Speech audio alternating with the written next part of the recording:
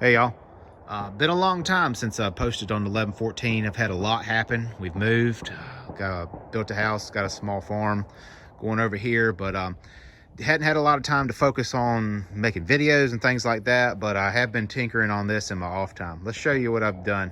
Well, first thing I did was get this thing registered in North Carolina on the road, get insurance for it.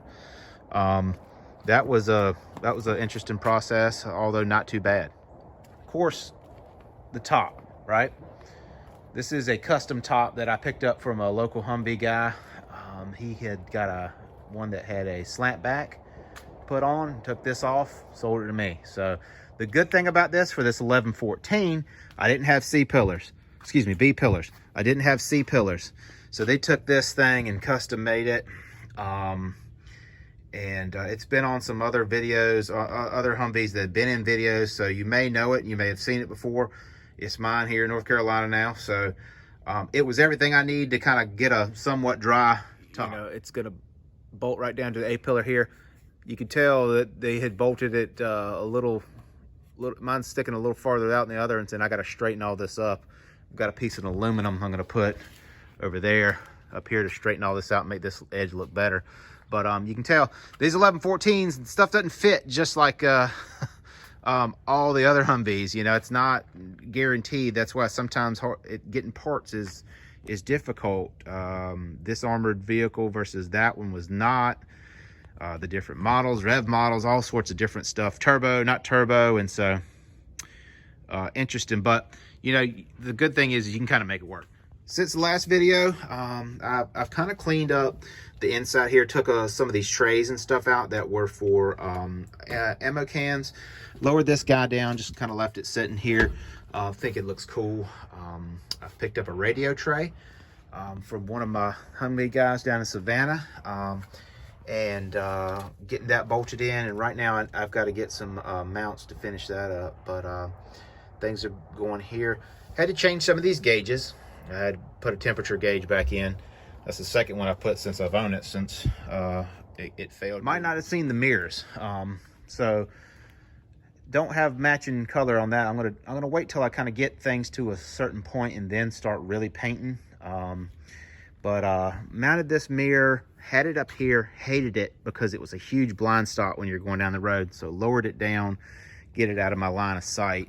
I like that much better. Not much has changed up here on the front. Of course, the snorkel is there, rigged up in here. Everything's looking good. This is the original mirror that was on the 1114. On the other side here, here's another look at that radio tray that I got.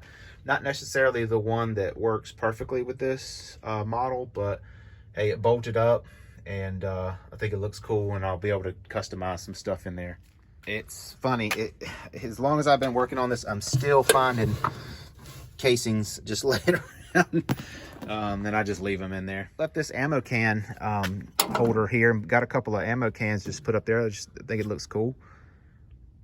And I mounted the air conditioning unit. Not 100% sure that if this went under the armored part of the sponson, but it perfectly, the bolts under this perfectly lined up.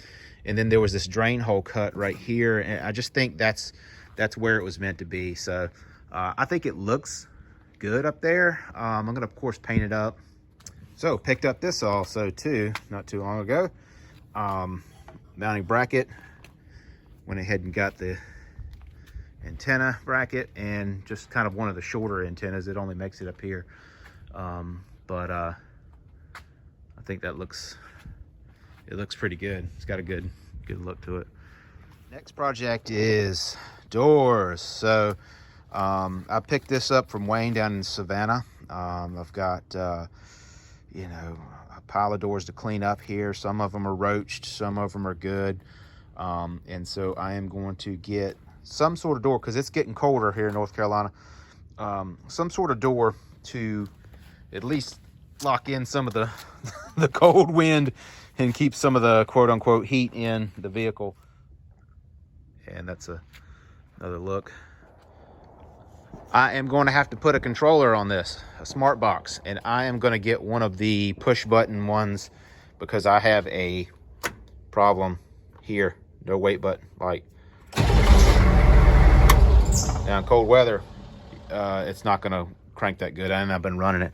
So I'm gonna have to come down here and get a smart box up under there. I'm gonna get the one that is keyed and a push button for the glow plugs. I'm gonna change my glow plugs out and just bypass all that foolishness. So I'd say the one thing I've learned from this, if you buy one of these that are not complete, that you're looking for parts, you're looking for pieces, get up with your community, get up with your guys on Marketplace that post videos here, that do customs.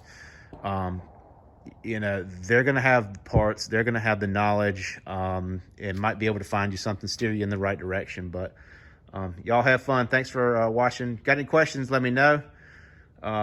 See you next time.